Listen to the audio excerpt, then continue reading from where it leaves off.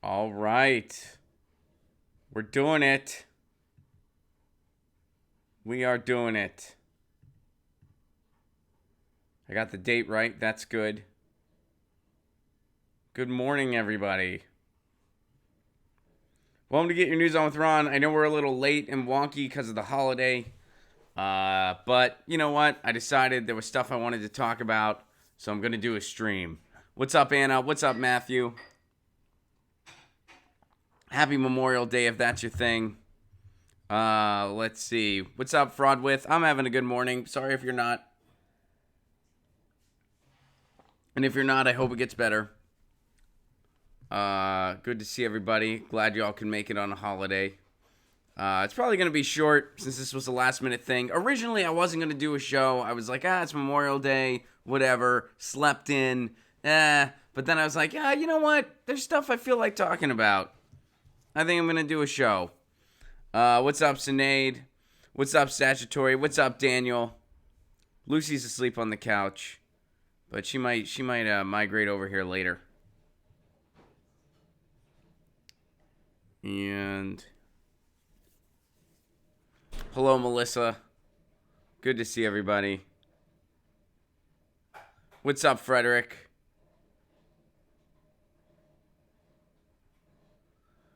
What's up, Justine? Thank you. I appreciate that very much. Definitely appreciate that very, very much.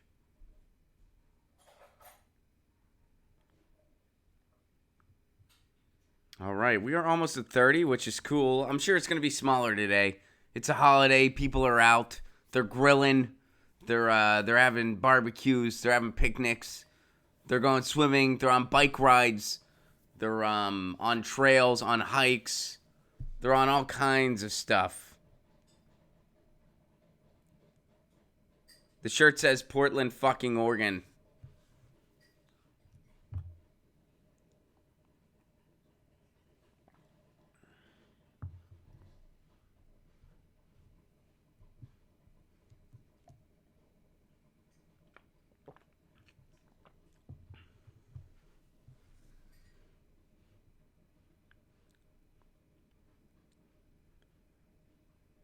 It's actually not all that hot where I'm at. It's been rainy in Southern California, which has been a bummer. What's up, Susan? Thanks for going live. You're welcome. Nathan just sat through a long ad for you. Thank you. I appreciate that. Howdy, howdy, Nathan. All right, guys. We are at 30. Welcome to Get Your News On with Ron, the world's first viewer-curated streaming news show. What does that mean? That means you guys tweet me articles, you send me ideas, and that's how we build the show. We're literally getting our news on together. I'm seeing everything for the first time, especially today, because it's Memorial Day, and it's a holiday, and I wasn't planning on doing much. I wasn't planning on doing this show, but at the last minute, I kind of felt like it, because we have some news going on. And, of course, we're going to end with some lighter chat. We're going to talk about your party albums, stuff like that, because it's Music Monday, and since it's Music Monday, we're going to start with a music article. So check this out. This is my first time hearing about this. I'm not quite sure what exactly is going on, but we're going to look into this. Apple sued by customers claiming their iTunes information was sold to third parties. All right, so what's going on? Apple privacy policy maintains the company collects data, but it is not directly tied to specific users. All right, so what's going on here? Apple has been hit with a class action federal lawsuit by customers who are alleging that information on their iTunes purchases was sold by Apple to third parties. The plaintiffs are seeking in excess of $5 million in damages, according to the lawsuit that was filed May 24th in California's Northern Federal District. So this was filed as of recently, as of the recording of this.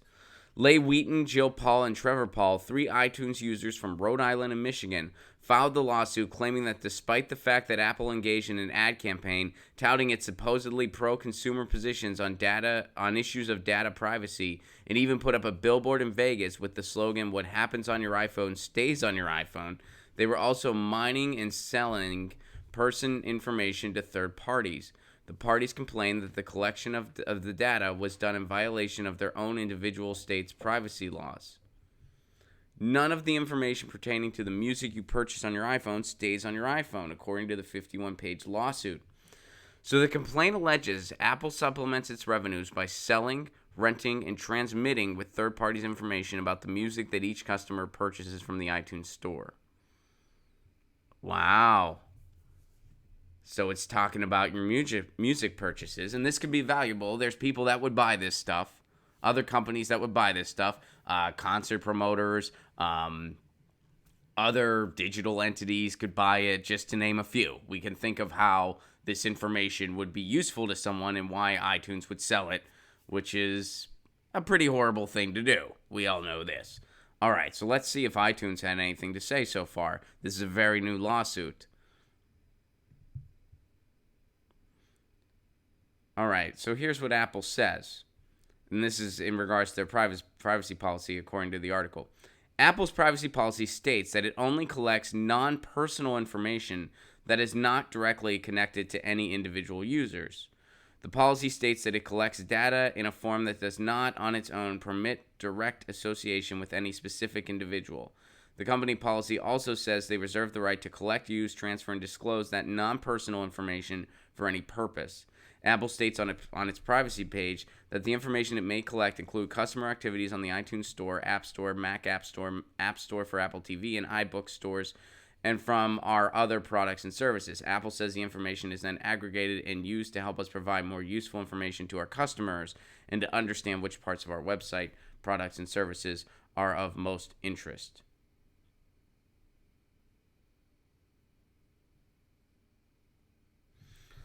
So basically, if they want to sell data on which artists are doing good, on which tours are doing good, or which tours might do good based on artists, based on popularity of a specific creator, they are able to do that according to their own privacy policy.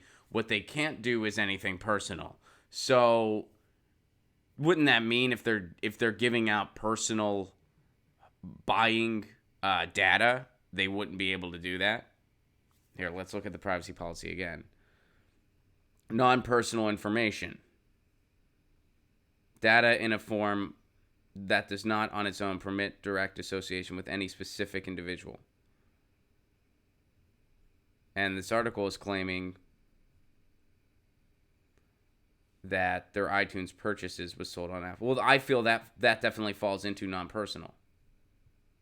Even if it's just purchase information, if you then tie it to the individual, well, then it becomes personal. You know, if you say, person X bought this album and that album and this album, and I'm going to sell that information about person X, including their email address, to Ticketmaster. I'm just making this all up. I don't know if they actually did something like that. This is just for instance. Now Ticketmaster knows that person X, who lives in Rhode Island, just for the example that, those people in the article from Rhode Island, person X lives in Rhode Island. They bought an album from the Buffering Butt Plugs, who are a pro net neutrality punk band with a goofy sense of humor. And the Buffering Butt Plugs, their album's selling pretty well. They happen to be touring. They're going to sell that information to Ticketmaster because Ticketmaster wants to know, they want to let person X know that the Buffering Butt Plugs are going to be in Rhode Island. Well, technically, it seems like Apple cannot do that based on their own privacy policy. Now, say Apple wants to take a look at the data, wondering, are people liking this product versus this product as terms of what we offer? How many people are using this app versus our desktop app? And they just want to look at the raw data. They're just looking at numbers. There's nothing personal about anyone in there. It's just this many users like the desktop app. This many users seem to like the phone app. This many people took a short survey saying they don't like the phone app. This many people said they do like it. Something like that. They can do. There's nothing personal in there. They can't tie anything back directly to a person. But if they're actually selling individuals' purchase information based on their own privacy policy, they shouldn't be able to do that. Now, if they want to tell a record label, because again, they can transmit information that's completely non-personal. If they want to tell a record label, hey, just so you know, we sold X amount of this record, and it's just a number, well, they can do that. In fact, I think in many ways they would have to do that because of royalties and stuff like that. So that's fine. It's just a number of how many units they sold of a record. But if they say, hey, and here's the people who bought it, that they can't do. And this class action lawsuit is claiming they did do some of that stuff. They tied personal information into it. So that's my understanding of this. And if Apple did do that, then yeah, that's a violation of their own privacy policy, and they shouldn't be able to do that. Because I don't need anyone. You know, if I want to go to a show, I will seek it out. I will find it. I do not need Apple's help. I do not need Ticketmaster's help. I do not need any entity's help. That being said, I do miss out on shows all the time. That's one of the things about living in Los Angeles. It's one of those places. There's just so much going on all the freaking time. You'll space stuff where you'll be like, oh, so-and-so played last night? What the fuck? Where was I? Now, I'm not saying that I want iTunes to sell all my shit, so there's a chance I might find out about it directly through spam emails. I don't want that. I'm just saying, you know, I do seek stuff out on my own, but I'm not perfect at it. So we'll see where this lawsuit goes. Right now, it doesn't look like, according to this article, the company has responded directly. But based on that privacy policy, if they were selling individuals' buying habits tied to the individual, they cannot do that, according to their own privacy policy that we read. So we'll see what happens here. The lawsuit is still very new. And this is breaking news, but it pertains to Music Monday. So there's a little Music Monday for you. We're going to stay on the concept of lawsuits because here's kind of the other end of it. This is an interesting article out of Baltimore. Or interesting's one way to put it. Tragic's another way to put it. That's probably more appropriate. Hopkins' lawsuit, again, against the poor, shows the need for Medicare for all. So what's going on here? There is no clearer example of why a Medicare for All universal health care plan is needed in this country than the case of Laksha Spence, detailed in The Sun. Johns Hopkins Hospital sues patients, many low income, for medical debt. Miss Spence, a 34-year-old single mother making $15 an hour as a security officer, had health insurance through her job, but still incurred a $5,000 bill with Johns Hopkins, where she was twice a patient, once for the birth of her child and another time for depression. Miss Spence also cares for her own mother. Hopkins got a judgment in her case, and she was suddenly cut off from her entire income. Under the Medicare for All plans advocated by several Democrats running for president, this would not have happened. People would get the care they need without having to worry about going bankrupt or even being hounded by bill collectors.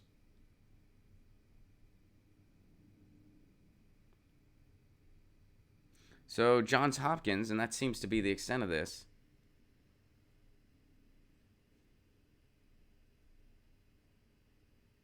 so she got a judgment in her case, and she was suddenly cut off from her entire income.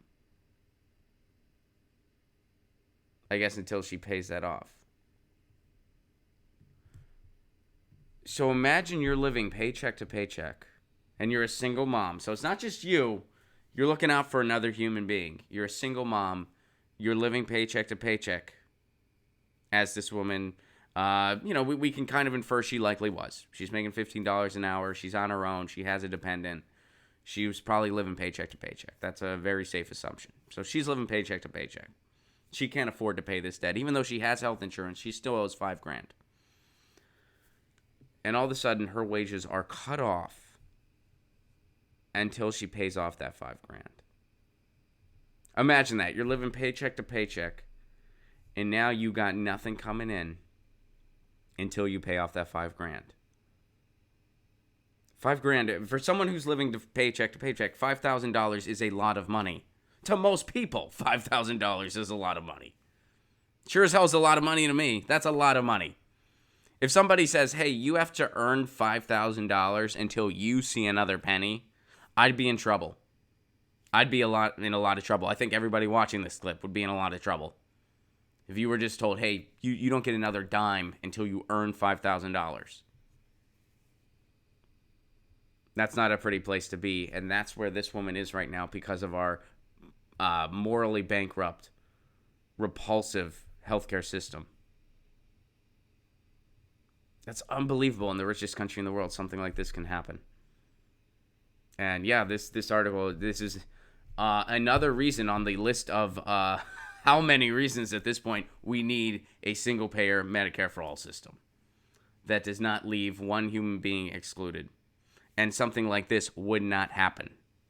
It just would not happen. That's why, other healthcare systems throughout the world, are they completely flawless and perfect? No, they're not. Nothing is. Nothing's perfect.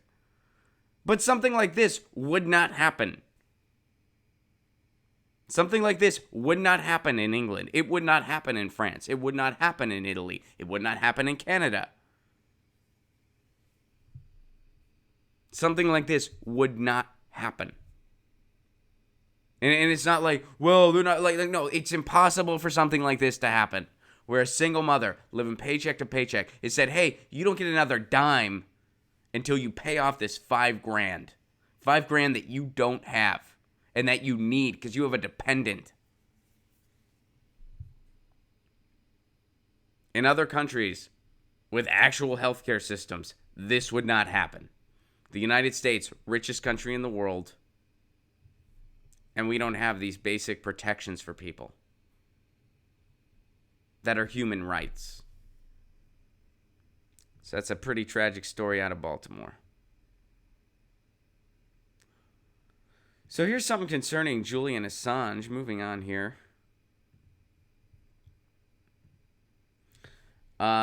Is the tide of public opinion turning in Assange's favor? Well, this article says yes, the tide of public opinion is turning in Assange's favor.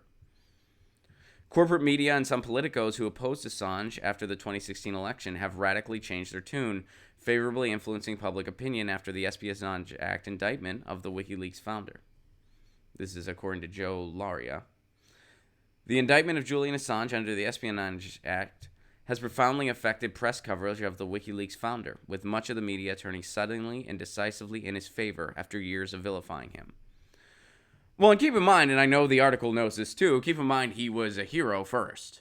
He was a hero, then all of a sudden he was public enemy number one, and now people are slowly starting to realize, even people that still say they don't like him, are saying, but what we're doing is ridiculous. I've been seeing a lot of that, and I've been seeing more of that. At first, it was just Julian Assange is public enemy number one now. You'd ask them why, and a lot of people, they wouldn't be able to tell you why. They'd be like, well, he helped Trump. And you'd be like, well, how specifically? What do you mean by that? He released information that, that's his job as a publisher, and the information was unflattering to Trump's opponent and the DNC. He published thousands of documents about Trump that were also unflattering. There's a ton of unflattering stuff about Donald Trump on WikiLeaks. That's there, right? But because he had some specific stuff unflattering to the DNC and Hillary Clinton, why did he release it before the election? Should he have waited until after? When people talk about the timing of it, I'm like, dude, he's a publisher. He got these documents. Something the public should know. He released it. What do you mean the time? Should he have held it and he should have been like, well, I guess I gotta wait? What? Do you understand what a journalist is supposed to do? What a publisher is supposed to do? You're not supposed to cherry pick what you let the public know about when it's valid information. Oh, and how many things have WikiLeaks had to retract ever? Zero. So anyway, getting back to this article. All right, so now they're summarizing all this stuff. Oh, he used to be a Russian agent.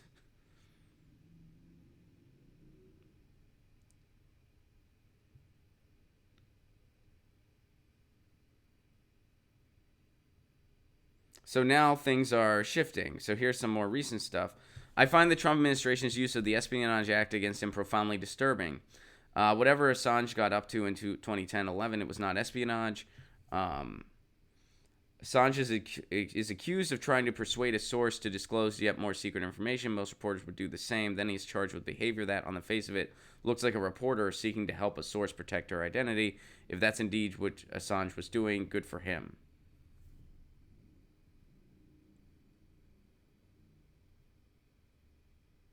Yeah, because as Glenn Greenwald said, Glenn Greenwald said this on NPR. He said, look, if Assange was getting information and he said, oh, hey, can you get me more of this? That's journalism. That's what that is. Now, if he said, oh, I'm going to hack stuff. Well, okay, well, hacking is technically a crime. That's why they kept trying to get Chelsea Manning to say that he helped her hack stuff. That's why they were holding Chelsea Manning. They wanted her to say, and she wouldn't do it. She's like, no, I'm not going to say that. I'm not going to lie. I'm not just going to tell you people what you want to hear so you can continue your ridiculous, inhumane persecution of whistleblowers. And what's happening to Chelsea Manning, what's happening to Julian Assange, they want to send a message to anyone else who's thinking of doing something similar. That's what's really going on here. And we know this. But it does seem like, and we can talk about this more later, but I have noticed too that I think public opinion has been shifting. A lot of people that were angry about Julian Assange, which I think that anger is misdirected. We've talked about that many a times. I think that is misdirected anger. And, you know, there's that old saying, you know, if you find yourself being, you know, I forget the Malcolm X quote off the top of my head. I think I was, my brain, my brain went a little faster than my words, but it's that, you know, if you find yourself falling for propaganda, you're going to be mad at, you know, at the wrong people, basically. So anyway, but a lot of folks, even in that camp, just on the Twitter sphere and stuff like that, are kind of saying, this is ridiculous and inhumane what we're doing. This is disgusting. And, you know, a lot of folks are saying, I'm still not a fan of the guy. They'll say that. And, you know, I don't know if their reasons are all that great. It seems like in a lot of cases they aren't. But nonetheless, I do think that the premise of this article is correct. I do think that public opinion is starting to sway, and that is a good thing. And, you know, we talk about Julian Assange a lot on this show. It's hard to not feel completely powerless in this, for instance. But, you know, the tide seems to be shifting in a positive way. And hopefully all the online visuals, hopefully all the, you know, all the content that people have put out there, you know, showing the other side of it, because the corporate media's slant is so narrow. Hopefully that has made a difference. All right, so there's an update there. And this is going to be our last thing today. I thought this was an interesting opinion piece, and it's a little older. It's from March. But, you know, we talk about centrists on this show, which, by the way, again, if you're a centrist in the United States, you would be a conservative pretty much anywhere else in the industrialized world. You'd be considered a conservative or even a far-right conservative anywhere else in the industrialized world. In the United States, you're considered a moderate. Anywhere else, you'd be considered right-wing. But anyway, here is a moderate with a slightly different perspective than the usual. Okay. I thought this was an interesting article. A new role for Democratic centrists. Help the left win. Democratic centrists, or you can call them New Democrats or moderate or pragmatic progressives or whatever label you choose. I like conservatives in denial. Anyway, have had quite an impressive run in national politics. They have won 7, this is according to the article. They have won 7 consecutive Democratic presidential nominations, or perhaps 8, depending on how you classify Michael Dukakis, and then went on to win the popular vote in 6 of those general elections. This stretch of relative success came after Republicans had won 5 of 6 presidential elections between 1968 and 1988. So, I'm not sure I'm in total agreement with the first paragraph here. The Republicans won for a while, then the tide shifted, and centrists were the only option on the ballot other than a Republican. If you want to call that a huge success, okay, I think it's more of a reflection of who really has our politics captured and who really has a shot at getting on that ballot. And if you ain't donor friendly, you ain't getting on that ballot. That's what we're trying to change. So, but anyway, I want to get to some of the other perspectives they echo here. But after 2016, it became clear that the center-left project, exemplified by the Clintons, calling it center-left, it's extremely generous, had reached a point of diminishing returns. Yes, Bill Clinton and Barack Obama held back what at some point seemed to be an irresistible conservative tide led by an increasingly irresponsible and extremist Republican Party, but their positive accomplishments were limited and were eroded by their Republican successors. And that had serious consequences because what happened is a lot of general people, they think that under Obama they had 8 years of progressive borderline socialist policies. A lot of people think that. They didn't. They had 8 years of moderate Republican policies. Barack Obama said that himself. He said, I am a moderate Republican. Barack Obama said that. But people think like, oh, well, I guess progressive policies suck. My life got worse. I'm still not making enough money to live. I'm still working 2 and 3 jobs to survive. I can't send my kids to college. I don't have health care. I guess this isn't the answer. I'm going to see what this snake oil salesman named Donald Trump is selling. He was selling snake oil. And that's, what we got to beat now. We got to make people realize, no, you didn't have progressive socialist policies under Barack Obama. You just didn't. Even he says that. All right, so let's see what else it's saying here. And then there was 2016 itself when the political premise of democratic centrism evaporated in Hillary Clinton's shocking loss to Donald Trump. All the compromises and temporizing of the Clinton and Obama eras, which deeply dissatisfied more left-bent Democrats, were supposed to seize the center and make short work of a bizarre extremist like Trump. Instead, Trump was able, we all know what happened in the 2016 election. Trump was able to redeploy leftist criticisms of Obama and both Clintons and win Rust Belt states.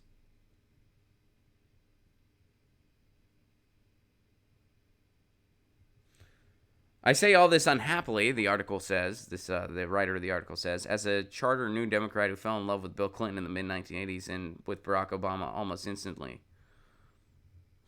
I wonder if there's any policies they can point to. I feel like they just mean personality. They like Bill Clinton's personality. They like Barack Obama's personality. And this is what we're trying to get away from. But anyway, so here's what's interesting here. Does that mean centrists have no role in a recalibrated Democratic Party? According to this article, not at all. As former Clinton administration economist Brad DeLong explained in an interview with Vox, they have a new and vital, if subordinate, role. And it's really all that's left to them in the Trump era. Until something non-rubble-ish is built in the Republican center, what might be good incremental policies and just cannot be successfully implemented in America as we know it today, we need Medicare for all, funded by a carbon tax with a whole bunch of UBI rebates for the poor and public investment in green technologies. That's the best policy given the political economic context. And if the political economic context were different, well, I'm fundamentally a neoliberal shill. It is very nice to use market means to social democratic ends when they are more effective, and they often are. Instead of acting as a bridge to a non-existing center-right, those on the center-left can more usefully help their progressive allies tailor their policies to avoid substantive and policy pitfalls. These allies have earned the right to primacy, says DeLong.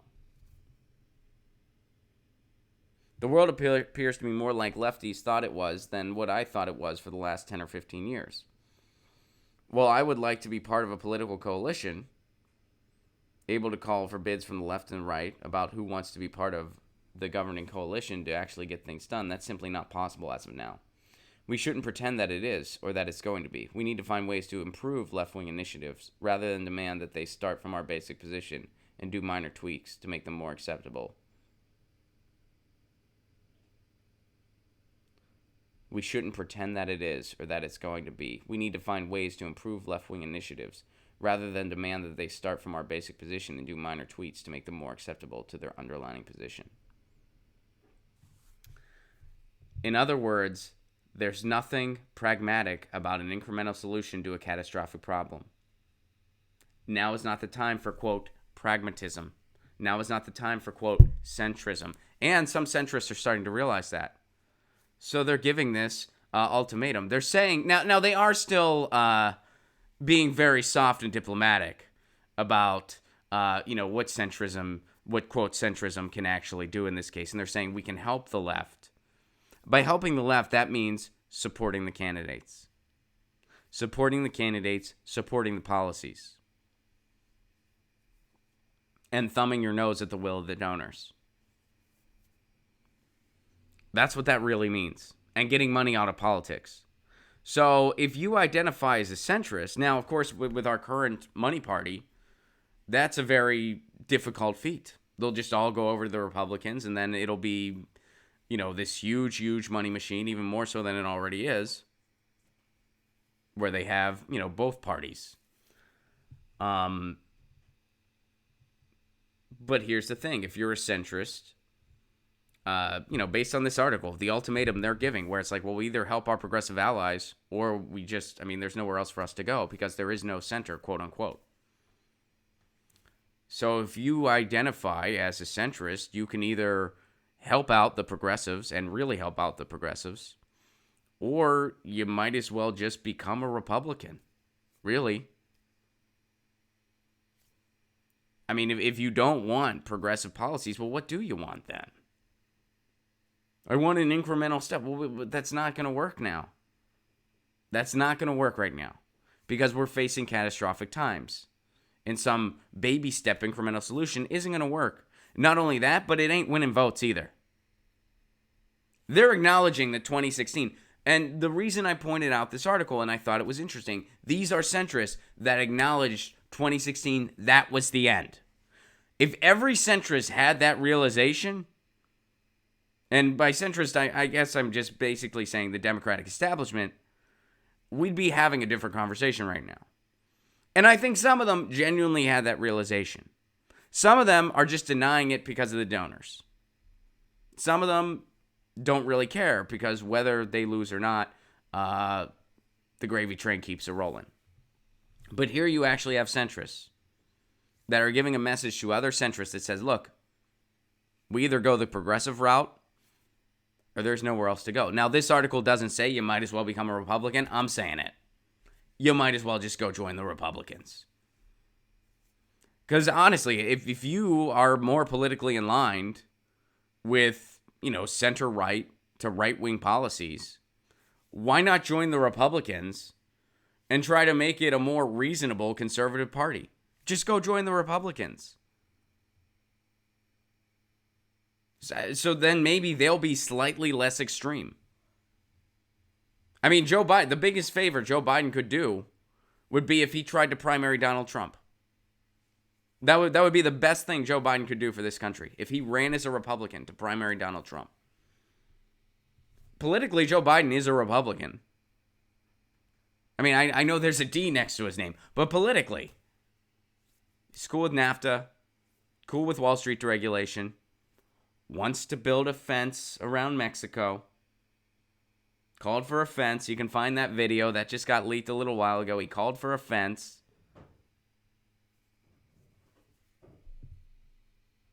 Against single-payer healthcare, against living wages. Was against Roe v. Wade. He's changing his tune now a little bit. Was against gay rights. He changed his tune when public opinion made him.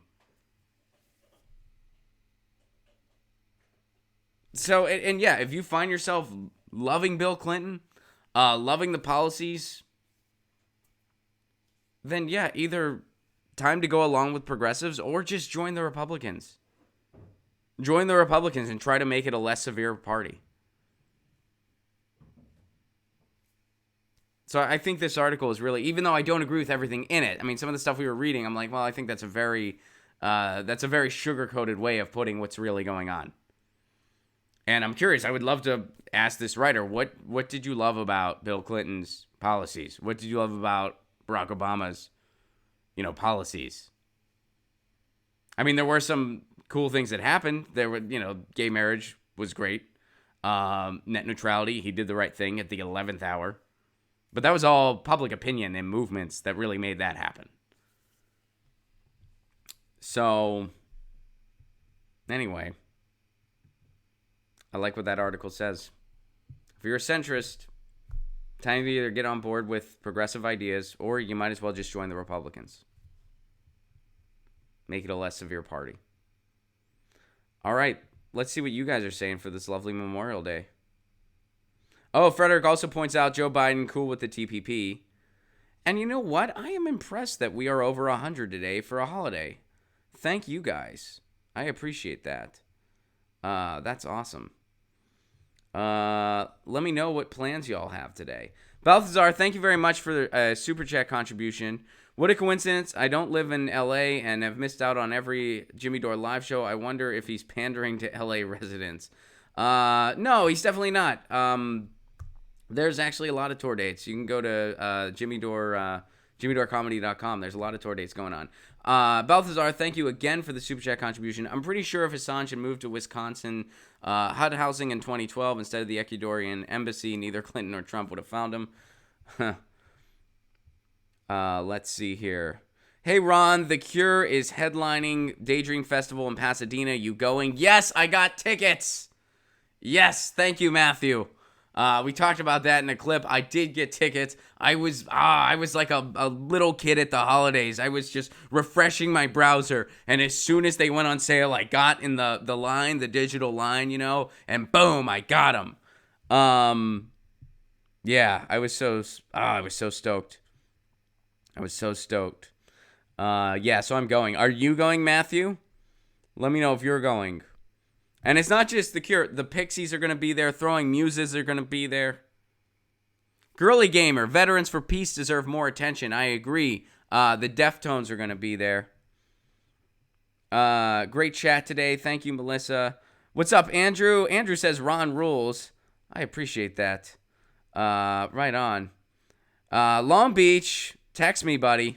Let's see here. I ran a 10K race today, but it was the only race that the DNC wasn't able to rig. Boulder.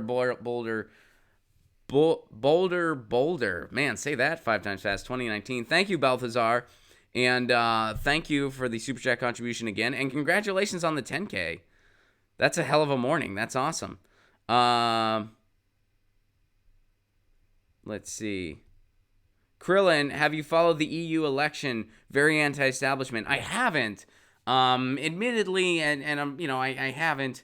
It's been a kind of crazy time for me. It's been a little chaotic. So I'm a bit scattered right now. But I will have some announcements this week. By the way, I will have some things that I want to share with you guys that I can't share with you yet, but I will share with you later this week, and I'm excited for that. Let's see. Krillin, you're going to see L7. That's freaking awesome. I've seen them before. They're great. So cool. Melissa, today we had the smallest Memorial Day parade ever. 1 fire truck, small marching band from the high school, and our Little League team. That is small. Okay. Slow News Day is live streaming later this evening. Check that out. Sorry that was smaller than usual. Do you know why? Wouldn't miss a Cure show back in the day, said trying to be fine. I've missed a few, but I try to go to them when I can. And I actually really don't have many plans today. I might have some dinner plans later. That's about it. This is my Portland shirt. Thank you very much for the kind words regarding it. I appreciate it. Your shirt, Ron. Will you be in Portland for TJDS Live? Don't know at this point, Joshua. I don't think I'll be on the Portland date. I will be at some of the road dates. I don't know if I'll be in Portland, though. Yeah, I'm going to have an announcement this week about something new I'm going to be working on for a temporary new thing I'm going to be working on. I can't announce it yet because the details aren't panned out. But I'm going to have an announcement very soon, and I can't wait to tell you guys. It's going to be really cool, and I'm super excited. Come to Atlanta one of these days. Kevin, I was in Atlanta in June. Where were you? I was in Atlanta in June. If you were there, I'll be back soon. Don't worry. If you weren't there, I'll still be back soon. But, yeah, was in Atlanta in June. All right, guys, we are out of time. Tour dates, I got them. June, East Coast. June 12th. Yeah, last June was when I was in Atlanta, by the way. June 12th, Washington, D.C. June 13th, Baltimore, Maryland. June 14th and 15th, Philadelphia, Pennsylvania. June 16th, New Haven, Connecticut. June 17th, New York City. And June 19th, Boston, Massachusetts. Get your tickets now. Don't wait. Tickets at ronplacone.com. That's the Progressive Comedy Tour with me and Graham Elwood. We are coming. Get your tickets now. Get 'em, get 'em, get 'em. Yeah. All right. If you like The Cure, check out Tamarin's Dream in Dark. I'm not familiar. Thank you for that recommendation, Krillin. Thank you very much. Oh, by the way, the song of the day today. So I wanted to pick a party song, since it is a holiday today. I wanted to pick a party song, and, just kind of like songs that I really like to have if I'm kind of outside, maybe day drinking, maybe hanging out with some friends, which I'm hoping to do. And I'm going to go ahead and I'm going to pick Linoleum by NoFX. NoFX, that's NoFX for anyone that is not familiar, and that track is Linoleum. I'm just kind of in that mood, too. It's a beautiful song, one of my favorites. Check out NoFX, Linoleum. And that entire album, fun party album. Yeah. Free Thinker, thank you, Ron Placone, for the show. And fellow chat buds, hit the like if you haven't already. Thank you, Free Thinker, for that. I appreciate that very much. Oh, and my shirt says Portland fucking Oregon. It says Portland fucking Oregon. So, yeah, that's what my shirt says. All right, guys, so those are the tour dates. If you want to support this show on the sustainability end, please do become a patron. Patreon.com/Ron Placone for a give what you can level. You get all kinds of exclusive content, including my album, and you help me expand the show. You help keep it on the air.